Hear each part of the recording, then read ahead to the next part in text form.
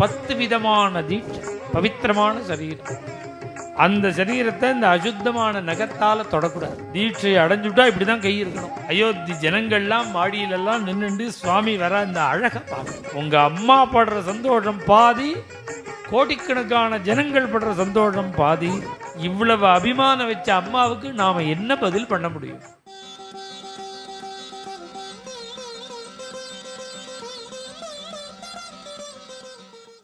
தீட்சிதம் நீங்க 10 விதமான தீட்சை.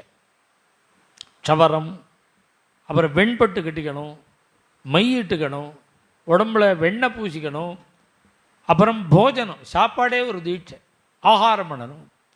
இது மாதிரி 10 விதமான தீட்சை. அவர் உடம்ப அரிச்சதுன்னா கையால் சொரியக்கூடாது, ஏன்னா நகத்தால் சொரியக்கூடாது. நகம் அசுத்தம். இந்த யஜ்ஞத்தில் யஜ்ஞானுஷ்டானம் என்ற தீட்சிதனுடைய திருமேனி பரமேஸ்வரனுடைய சரீரம், பவித்திரமான சரீரம். அந்த சரீரத்தை இந்த அசுத்தமான நகத்தால் தொடக்கூடாது. அதுக்காக அரிச்சா அதை சொரிஞ்சுக்கிறதுக்காக மானோட கொம்பு, சின்ன கொம்பு ஒன்றும், அதை கோத்து கையில் கட்டி விட்டுருப்பான் ஒரு கயத்தில். அதை எங்கேயாவது அரிச்சதுன்னா அதை எடுத்து தான் சொரிஞ்சுக்கணும். அதால் அந்த நுனியினால் சொரிஞ்சுக்கணும்.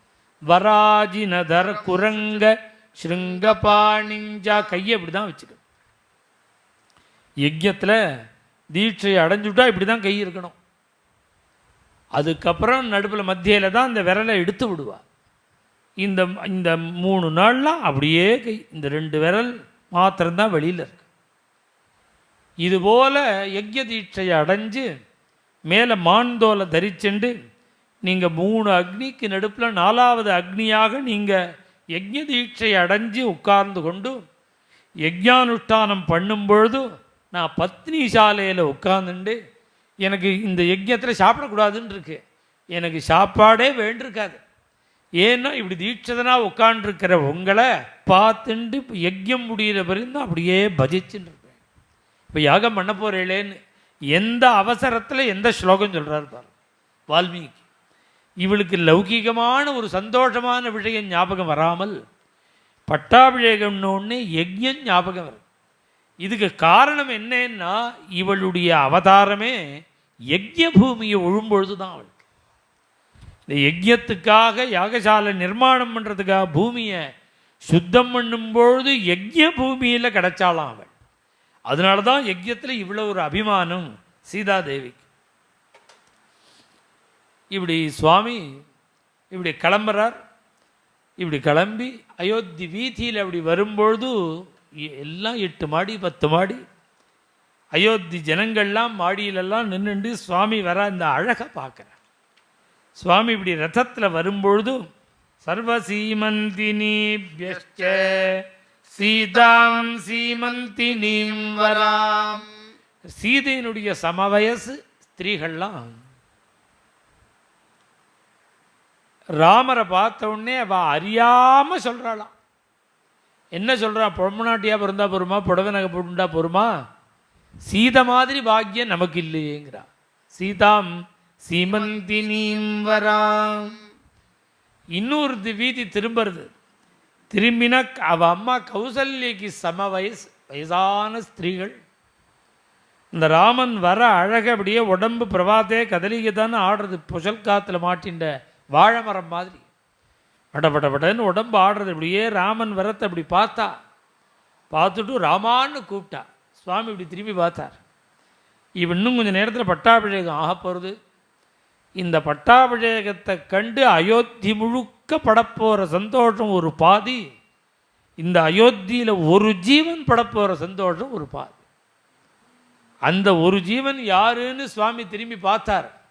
அதுக்கு அந்த அம்மா சொல்கிறா, நூனம் நந்ததி தே மாதா, உங்கள் அம்மா கௌசல்யங்கிற.